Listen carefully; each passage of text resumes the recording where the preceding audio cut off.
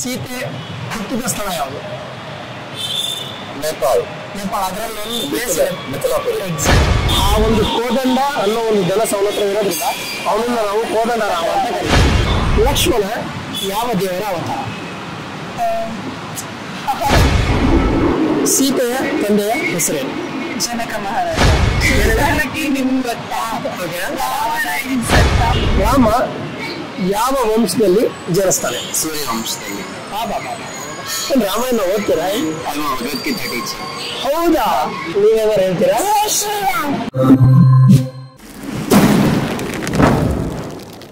ನಾಳೆ ರಾಮ ಮಂದಿರ ಲೋಕಾರ್ಪಣೆ ಆಗ್ತಾ ಇದೆ. ಹೌದು. ಸೊ ಎಲ್ರಿಗೂ ಗೊತ್ತಿರೋದು ಅದು ನಮಗೊಂದು ಹಿಂದೂಗಳಿಗೆ ಹೆಮ್ಮೆ ವಿಷಯ. ರಾಮಾಯಣದ ಬಗ್ಗೆ ಒಂದಿಷ್ಟು ಕ್ವಶನ್ಸ್ಗಳನ್ನ ನಿಮ್ಗೆ ಕೇಳ್ತೀನಿ, ಹೇಳಿ. ಸೊ ನೀವು ಅದಕ್ಕೆ ಆನ್ಸರ್ ಮಾಡಿ. ಸೊ ಮೊದಲನೇದಾಗಿ ರಾಮಾಯಣ ಯಾವ ಯುಗದಲ್ಲಿ ನಡೀತು? ತ್ರೇತಾಯುಗ. ಕಲಿಯುಗ.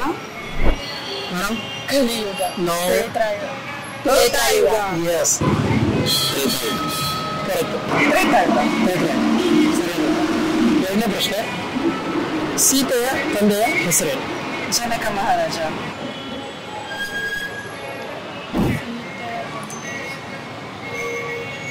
ಜನಕ ಮಹಾರಾಜ. ಜನಕ. ಜನಕ ಮಹಾರಾಜ. ಜನಕ ಮಹಾರಾಜ. ಜನಕ ಮಹಾರಾಜ. ಸೀತೆ ಹುಟ್ಟಿದ ಸ್ಥಳ ಯಾವುದು? ನೇಪಾಳ. ನೇಪಾಳ. ಅದರಲ್ಲಿ ಒಂದು ಪ್ಲೇಸ್ ಮಿಥಿಲಾಪುರಿ. ಎಕ್ಸಾಕ್ಟ್ಲಿ. ಮಿಥಿಲಾ. ಮೈಥಿಲಿ ಅಲ್ವಾ? ಮಿಥಿಲಾ. ಎಸ್, ಮಿಥಿಲಾ ಕರೀತಾರೆ. ಹೌದು. ಯಾವುದು? ರಾಮನ ಧನಸ್ಸಿನ ಹೆಸರೇನು? ರಾಮನಿಗೆ ಇನ್ನೊಂದು ವಿಶೇಷವಾದ ಹೆಸರಿಂದ ಕರೀತಾರೆ. ಶಿವಧನಸ್ಸು. ಶಿವಧನಸ್ಸು ಅಲ್ಲ, ಶಿವಧನಸ್ಸು ಇಲ್ಲ. ಶಿವಧನಸ್ಸು ಬೇರೆ. ಅಲ್ಲ, ಶಿವಧನಸ್ಸು ಬೇರೆ.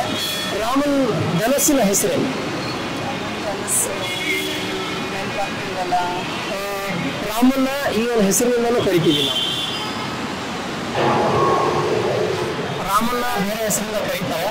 ಒಂದು ಕ್ಲೂ ಹೇಳಬೇಕು ಅಂದ್ರೆ ರಾಮನ್ನ ಏನಂತ ಕರೀತಾರೆ? ನಾನೊಂದು ಕ್ಲೂ ಕೊಡ್ತೀನಿ. ಕನ್ನಡದಲ್ಲಿ ಒಂದು ಚಲನಚಿತ್ರ ಬೇರೆ ಇದೆ ಹೆಸರು ಮೇಲೆ. ನೀವು ಐ ಥಿಂಕ್ ಮೂವೀಸ್ ಎಲ್ಲ ನೋಡಲ್ಲ. ನೋಡ್ತೀನಿ, ಬಟ್ ಏನೋ ನೆನಪಾಗ್ತಿಲ್ಲ. ಹೇಳ?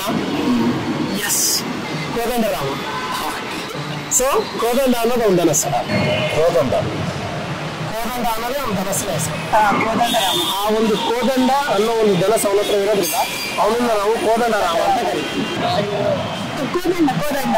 ಕೋದಂಡ. ಸೀತೆಯ ಸ್ವಯಂವರದಲ್ಲಿ ರಾಮ ಒಂದು ಬಿಲ್ಲನ್ನು ಮುರಿತಾನೆ, ಅದು ಯಾರು? ಪರಶುರಾಮ. ಪರಶುರಾಮನ. ಶಿವಧನುಸ್ಸು. ಎಸ್, ಶಿವನ ಧನುಸ್ಸು. ಶಿವ. ಶಿವಧನಸ್ಸು. ಈ ಹಿಂದೆ ಉತ್ತರ ಕೊಡ್ತೀವಿ. ಶಿವಧನುಸ್ಸು ನನಗೆ ಕನ್ಫ್ಯೂಸ್ ಆಗುತ್ತೆ. ಮಹಾಭಾರತ ಇದು. ಇಲ್ಲ, ಕರೆಕ್ಟ್. ಶಿವಧನಸ್ಸು. ಲಕ್ಷ್ಮಣ ಯಾವ ದೇವರ ಅವತಾರ? ಕರೆಕ್ಟ್, ನಾಗ ಕರೆಕ್ಟ್. ಬಟ್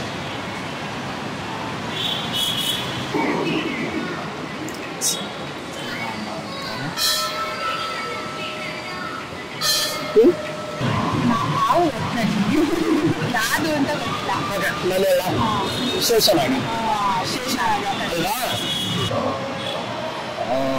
ಅನಂತನಾಗ ಅಂದ್ರ ಆದಿಶೇಷ. ಶೇಷನಾಗ. ಶೇಷನಾಗ. ಶೇಷನಾಗ. ಸೀತೆಯ ಸೌಂದರ್ಯವನ್ನ ರಾವಣನಿಗೆ ವರ್ಣಿಸುವವರು ಯಾರು? ಶೂರ್ಪಣ. ಶೂರ್ಪಣಖೆ. ಶಿವನಕ್ಕೆ. ಶೂರ್ಪಣಖೆ. ಇದೊಂದು ಸಾಂಗ್ ಇದೆ, ನೆನಪಿರಬೇಕಲ್ಲ? ಶಿವನಕ್ಕೆ ನಿಮ್ಗೆ ಗೊತ್ತಾ? ರಾವಣ ಇನ್ಸತ್ತ. ಶೂರ್ಪಣಖಿ. ಕರೆಕ್ಟ್. ಸಂಜೀವಿನಿ ತರಲು ಹನುಮಂತ ಯಾವ ಒಂದು ಪರ್ವತಕ್ಕೆ ಹೋಗ್ತಾನೆ? ಹಿಮಾಲಯ ತಾನೆ ಹೋಗ್ತಾರೆ. ಇಲ್ಲ, ಅದಕ್ಕೊಂದು ಹೆಸರಿದೆ. ಆ ಒಂದು ಗಿರಿಗೆ ಹೆಸರಿದೆ. ಇವರನ್ನ ಸಣ್ಣ ಮಹಾಗುರುಗಳು ಅಂತ ಕರಿತೀವಿ ನಾವು ಯೂಶ್ವಲಿ. ಇವ್ರಿಗೆ ಒಬ್ರು ಹೆಸರನ್ನೇ ದಾಳಿ ಮಾಡ್ತಾರೆ. ಬೃಹಸ್ಪತಿ. ದ್ರೋಣಾಚಾರ್ಯ. ದ್ರೋಣಗಿರಿ. ದ್ರೋಣಗಿರಿ. ಎಸ್, ದ್ರೋಣಗಿರಿ. ಸಂಜೀವಿನಿ ಪರ್ವತ. ಅದಕ್ಕೊಂದು ಹೆಸರಿದೆ. ಹಿಮಾಲಯ ಪರ್ವತ. ಮೇರು. ಅಲ್ಲ, ಇವ್ರು ಬಂದು ಇವ್ರಿಗೋಸ್ಕರ ಒಬ್ರು ತಮ್ಮ ಹೆಬ್ಬೆರಳನ್ನ ಕೊಡ್ತಾರೆ. ಏಕಲವ್ಯ. ಅಲ್ಲ, ಅವ್ರ ಗುರುಗಳು. ಕುಂಭದ್ರೋಣ ಪರ್ವತ. ದ್ರೋಣಗಿರಿ. ದ್ರೋಣಗಿರಿ. ದಶರಥ ಯಾವ ಯಾಗವನ್ನ ಮಾಡ್ತಾನೆ? ಪುತ್ರ ಕಾಮಿಷ್ಟ ಯಾಗ. ಯಾವ್ಯಾವ ಯಾಗ ಮಾಡ್ತಾರೆ ಎಲ್ಲರೂ. ಇಲ್ಲ, ದಶರಥನಿಗೆ ಮುಖ್ಯವಾಗಿ ಏನು ಇರಲಿಲ್ಲ. ಪುತ್ರ ಕಾಮಿಷ್ಟ ಯಾಗ. Exactly, yes. ಪುತ್ರ ಕಾಮಿಷ್ಟಿ ಯಾಗ. ಪುತ್ರ ಕಾಮಿಷ್ಟಿ. ಲಂಕೆಯಲ್ಲಿ ಹನುಮನ ಬಾಲಕ್ಕೆ ಬೆಂಕಿಯನ್ನು ಇಡಬೇಕು ಅಂತ ರಾವಣನಿಗೆ ಸಲಹೆಯನ್ನು ಕೊಟ್ಟವರು ಯಾರು? ರಾವಣನ ತಮ್ಮ ವಿಭೀಷಣ.